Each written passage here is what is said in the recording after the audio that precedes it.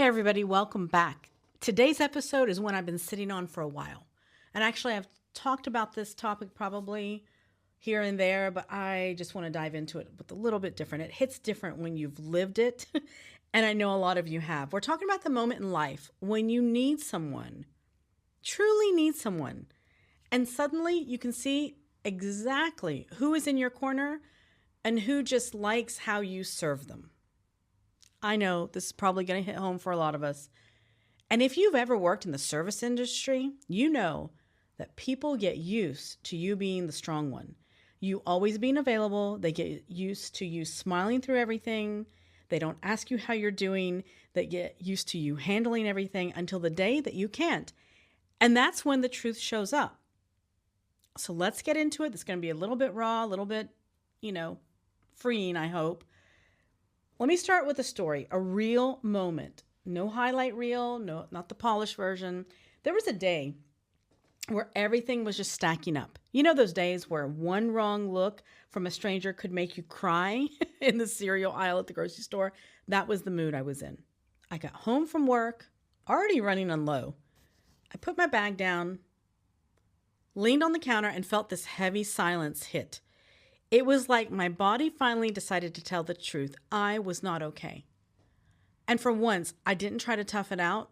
I picked up my phone and reached out to a couple of people that I considered close, not casual friends, but the people that I've shown up for hundreds and thousands of times, the people I've poured into, the people who love the helpful version of me.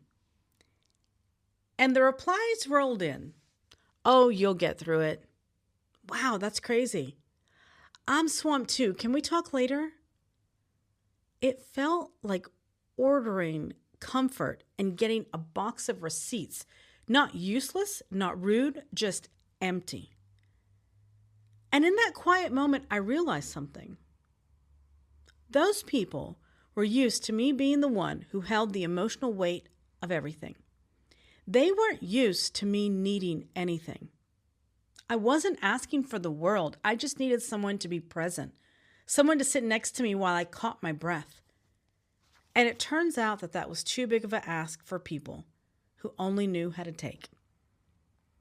Now, if you spend any time in the service world, okay, this is familiar. Every shift is a performance. You're greeting people with warmth, even when your brain is screaming for sleep. You're remembering orders, emotional details, preferences, moods. You're absorbing the tension that is not yours. And people think service means you're supposed to be endlessly available. They treat empathy like part of the job description. And after a while, you start carrying that same pattern into your personal life. You're trained to give, so you keep giving. You want to make everyone feel comfortable. You want to avoid problems. You want to be the reliable one. But there's a trap with this. When you're always the one who gives, you end up surrounded by people who never learned how to give back. And your kindness becomes their convenience. And then anything you ask for feels like you're asking them to lift a car for you. I mean, it's amazing and disheartening, I have to say. The real hard part is recognizing when it's not healthy. And let's talk about that internal alarm, because every one of us has felt this. That tiny voice that says, this doesn't feel right, even though you're trying to be patient. That little tug in your stomach when someone expects you to be available at all times, but disappears the moment you need a favor. That moment when you find yourself apologizing for bringing up your feelings because you don't want to be a burden. You ever do that thing where you're almost trying to soften your own pain because you say it out loud? Like, hey, I know you're busy and I totally get it if you can't talk, but I'm kind of having a rough day. Meanwhile, that same person will call you mid-crisis, middle of the night, because they need help picking between two outfits. When your relationships are like that, it's easy to think that the problem is you, that maybe you're asking too much, that maybe you're too sensitive. But let me say this clearly, needing support is not a flaw. If the people around you make you feel guilty for needing something, that's not healthy. It's not overreacting. It's not dramatic. It's a signal. And part of growing up emotionally is learning to trust that signal instead of explaining it away. Back in the day, I remember in my kitchen, because something important had happened right after all those lukewarm responses. Someone else reached out, someone I didn't talk to every day, someone who wasn't even part of my usual support lineup. They weren't even the first person I thought of. And they said, "Are you home? I'm on the way." No long conversation, no 20 questions, just presence. They showed up with a couple of snacks, a drink, and the kind of energy that didn't demand anything from me. They didn't ask me to explain what was wrong if I didn't want to. They didn't try to fix anything. They didn't make it about them. They just sat with me. And I realized later that this person had always shown small signs of being solid. Nothing grand, just consistent. They checked in on me on random days. They noticed shifts in tone. They were present without being intrusive. But in that moment, they became a mirror. They reflected back everything I had been pouring into people who couldn't return it. And support doesn't shout, it shows. Once you experience a moment like that, that's where someone actually shows up, something inside you just shifts. You can't unsee who gave you the bare minimum and who brought a bag of chips and quiet comfort in that time. You start doing inventory. Who listens without waiting for their turn to talk? Who checks on you without needing a reason? Who knows you as a person, not as a resource? Who respects your time, your energy, and your limits? Who actually brings ease into your life instead of taking it? And on the flip side, who drains you?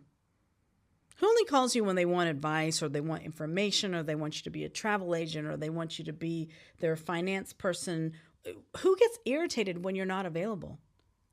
Who treats your boundaries like suggestions? And who disappears the moment you stop overgiving? That's a big one. It's amazing how people will just become scarce and disappear. You start seeing the difference between people who love you and people who love what you do for them.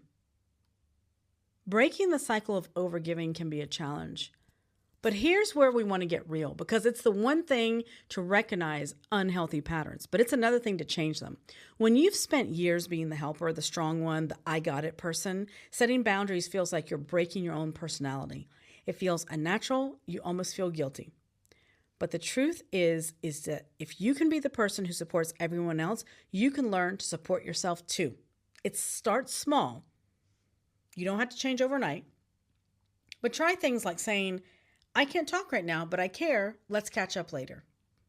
Letting messages wait instead of jumping to respond instantly.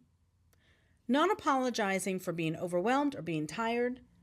Telling people what you need instead of hinting. Surrounding yourself with people who don't need a version of you that's running on empty. These are small moves, but they change everything for you. What I love about growing in this way is that you start attracting different people. People who don't get offended when you need space. People who don't panic when you say no. People who show up with comfort instead of demands. People who don't measure your value by your usefulness or your resourcefulness. Your circle gets smaller and smaller, I agree, but it's going to get richer.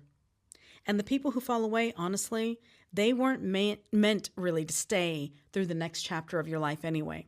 They were comfortable with the version of you that never asked for anything. You're stepping into the version of yourself that knows how to receive as much as you give. And that's a different kind of strength. So here's what I want you to take away from this episode. When life puts you in one of those moments where you actually need people, pay attention. Because those moments reveal things you can't see when you're busy holding everything together. Your boundaries are not walls, they're doorways. They show the right people how to enter and the wrong people how to exit. And when someone walks out because they can't handle your needs, that is not your loss. Your peace deserves people who know what to do with it. Take care of yourself. Choose your circle with intention. And remember, you're allowed to need someone. You always were. Thank you so much for joining me today. If this hit home for you, or if you know someone in your life that could use this message, please forward this. Please be sure to subscribe to our podcast, wherever you're catching the podcast. Subscribe to our YouTube channel, and I look forward to connecting with you next time.